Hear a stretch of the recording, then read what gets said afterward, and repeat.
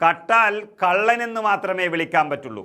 അതിന് എത്ര കൊമ്പത്തെ കൂട്ടരാണെങ്കിലും ശരി, സ്വന്തമായി ഒരു വാർത്താ ചാനൽ കയ്യിലുണ്ടെന്ന് കരുതി എന്തും ചെയ്തു കൂട്ടാനുള്ളൊരു ലൈസൻസായി ആ ചാനലിനെ മാറ്റുകയായിരുന്നു റിപ്പോർട്ടർ മുതലാളിമാർ.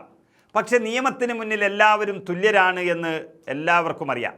പലപ്പോഴും രാഷ്ട്രീയ പണ സ്വാധീനത്തിന്മേൽ കാര്യങ്ങളൊക്കെ തലകുത്തനെ മാറാറുണ്ടെങ്കിലും മുട്ടിൽ മരമുറി കേസിൽ റിപ്പോർട്ടർ ചാനൽ ഉടമകളിൽ 2 പേർ ഇപ്പോൾ കോടതിയിൽ കീഴടങ്ങിയിരിക്കുകയാണ്. ജാമ്യമില്ലാ വാറണ്ട് വന്നതോടെ പോലീസിന് മുന്നിൽ മുട്ടുമടക്കി ആൻഡോയും ജോസുകുട്ടിയും രംഗത്ത് വന്നു. ഒളിച്ചു കളിക്കുന്നത് മറ്റൊരു സഹോദരൻ റോജിയാണ്. വനം കൊള്ള തടഞ്ഞ ഉദ്യോഗസ്ഥരെ ഭീഷണിപ്പെടുത്താൻ തുനിഞ്ഞിട്ടും രക്ഷയില്ല.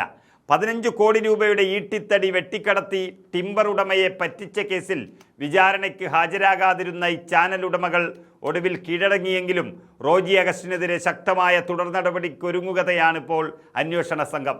ചോറ്റാനിക്കര മജിസ്ട്രേറ്റ് കോടതി തുടർച്ചയായി കേസ് പരിഗണിച്ചപ്പോൾ ഹാജരാകാതിരുന്നതിനെ തുടർന്നാണ് ആൻഡോ അഗസ്റ്റിനും ജോസൂട്ടി അഗസ്റ്റിനുമെതിരെ കോടതി ജാമ്യമില്ലാ വാറണ്ട് പുറപ്പെടുവിച്ചത്. കേസ് റദ്ദാക്കണമെന്നാവശ്യപ്പെട്ട് പ്രതികൾ നൽകിയ ഹർജി കോടതി തള്ളിക്കളഞ്ഞതോടെ മറ്റു വഴികളില്ലാതെ ഇരുവരും അന്വേഷണ ഉദ്യോഗസ്ഥന് മുന്നിൽ കീഴടങ്ങുകയായിരുന്നു. 2021 എറണാകുളം കരിമുകളിലുള്ള മലബാർ ടിമ്പർ ഉടമ MM മലിയാർ ഈ സഹോദരന്മാർക്കെതിരെ പരാതി നൽകിയത്. വയനാട്ടിൽ നിന്ന് നൽകിയ ഈട്ടിത്തടികൾ അനധികൃതമായി വെട്ടിയതാണ് എന്ന് തിരിച്ചറിഞ്ഞതോടെയാണ് അലിയാർ നിയമ നടപടിയിലേക്ക് കടന്നത്. 2020-21 കാലഘട്ടത്തിൽ വയനാട് മുട്ടിലിൽ നടന്നത് സമാനതകളില്ലാത്ത വനം കൊള്ളയായിരുന്നു.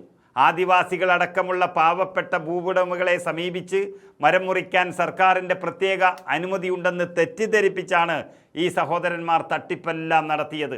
മുൻ റവന്യൂ പ്രിൻസിപ്പൽ സെക്രട്ടറി പുറപ്പെടുവിച്ച വിവാദപരമായ ഒരു ഉത്തരവിൻ്റെ മറവിലായിരുന്നു ഈ വൻ കൊള്ള നടത്തിയത്. കർഷകർ നട്ടുവളർത്തിയ മരങ്ങൾ മുറിക്കാമെന്ന ഉത്തരവിനെ ദുർവ്യാഖ്യാനം ചെയ്ത് വയനാട് മുട്ടിൽ വില്ലേജിൽ നിന്ന് മാത്രം 104 അപൂർവ ഈട്ടിമരങ്ങളാണ് ഇവർ വെട്ടിക്കടത്തിയത്. ഇത്തരത്തിൽ ഏകദേശം 15 കോടിയോളം രൂപയുടെ മരങ്ങളാണ് അനധികൃതമായി മുറിച്ചെടുത്തത്. അന്വേഷണത്തിൽ വ്യാജരേഖ ചമയ്ക്കൽ, പൊതുമുതൽ നശിപ്പിക്കൽ, വഞ്ചന തുടങ്ങി ഗുരുതരമായ വകുപ്പുകളും ലാൻഡ് കൺസർവൻസി ആക്റ്റും പ്രതികൾക്കെതിരെ ചുമത്തിയിട്ടുണ്ട്.